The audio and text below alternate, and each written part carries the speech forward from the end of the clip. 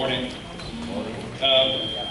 First, thank you all very much, organizers, for inviting me to this event. It is a real pleasure for me to be here today, this morning, to join you for this very, very important initiative. I see actually a lot of friends, old friends here in the room, who I've worked with on other civil society operations, and I think it's important that we all come together to share. I want to particularly welcome the international participants first, and the experts who will share their experiences with furthering open government partnership. We have here the Indonesian table, and I know there are those from the Philippines here.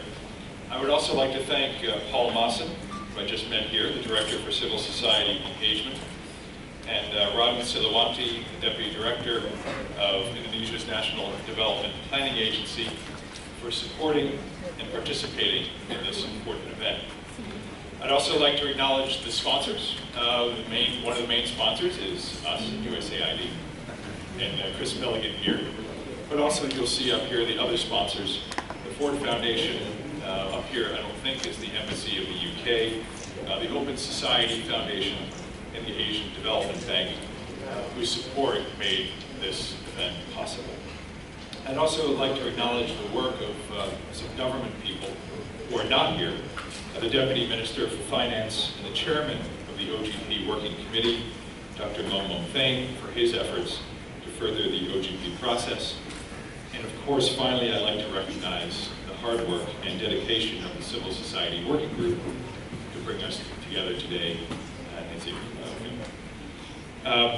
We appreciate that the government has committed to meeting its OGP obligations by 2016, an ambitious goal, but a worthy one to strive toward. We also appreciate that the government here has made some progress on a number of OGP initiatives, including appointing a focal point for OGP, establishing a leading and working committee for membership in OGP, and laying the groundwork for improved fiscal transparency. Myanmar's official participation in the Extractive Industries Transparency Initiative, EITI, in 2014 also demonstrated the government's commitment to work towards better transparency and accountability in the critical resources sector. But it's clear there is much work ahead for this country to meet the requirements for OGP membership and attain transparent and fully accountable government. It will take strong and sustained commitment by a full range of stakeholders to ensure citizens have access to the information and technologies necessary to oversee their government's finances and operations. In my view, though, even more important than the goal of open government is the process required to achieve this goal.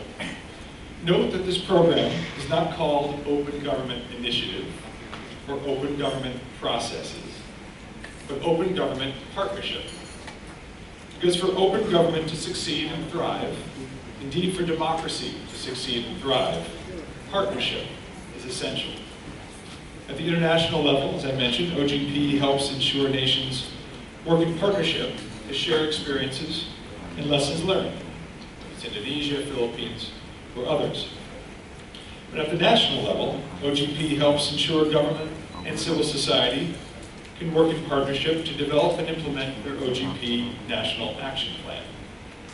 Countries under OGP are also encouraged to institutionalize, over the long term, ongoing dialogue and collaboration between government and civil society on the future operations of their country. Building that habit of cooperation, building that trust, creating in new democracies a mindset of partnership rather than rivalry or hostility between government and civil society, and even among civil society organizations themselves, is essential to the success of a nation's long-term stability. It is partnership that makes democracy work, a mutual respect and commitment to addressing important national issues in good faith, even when you may have deep disagreements about policy. That partnership, of course, extends not just to civil society organizations, but to individual citizens themselves. You may remember when President Obama was here, he spoke at Yangon University, November 2012, he noted that in the United States we have a saying that the most important job in a democracy is not president, it's not parliamentarian, it's not politician, it's citizen. In the end, an informed and engaged citizen, supported and informed by free and responsible media, is the best insurance against corruption, abuse of power, and the other problems that create social division and underdevelopment. So over the next few days, you will hear about different ways that civil society may engage in OGP processes, and how that engagement can benefit CSOs, the government, and ultimately the people of this country. I encourage you to absorb this information being shared and apply best practices to your particular situation here. At the end of the day, OGP is meant to serve as a resource. Take full advantage of it and apply it to your CSO's activities and practices so you may serve the national interest, so you may serve as a model for others. As always, the U.S. government, along with all those who are sponsoring this, stand ready to support and strengthen mechanisms that promote transparent and accountable governance and help move the country along the path towards full membership in the OGP. Please consider us all your partners as well. So on behalf of the United States, I wish you all the best of luck with your important work over the next 3 days.